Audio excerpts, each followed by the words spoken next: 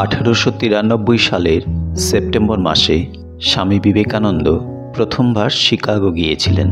একদিন সেখানকার এক মেলায় তিনি ঘুরে বেড়াচ্ছেন।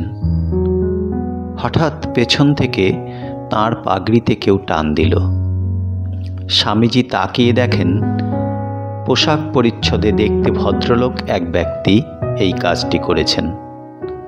স্বামীজি তার কাছে এর কারণ জানতে চাইলে স্বামীজি ইংরেজি জানেন দেখে ভদ্রলোক খুব লজ্জিত হয়ে পড়ল।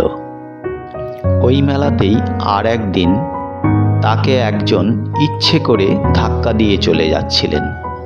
স্বামীজি ওই লোকটিকে ধরে তার এই ব্যবহারের কারণ জানতে চাইলেন।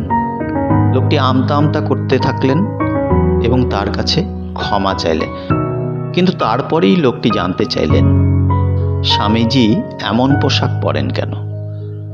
স্বামীজি এই প্রসঙ্গ ব্যাখ্যা করতে গিয়ে বলেছেন, এই সমস্ত মানুষের সহানুভূতি তাঁদের মাতৃভাষা এবং পোশাক পরিচ্ছদেই সীমাবদ্ধ।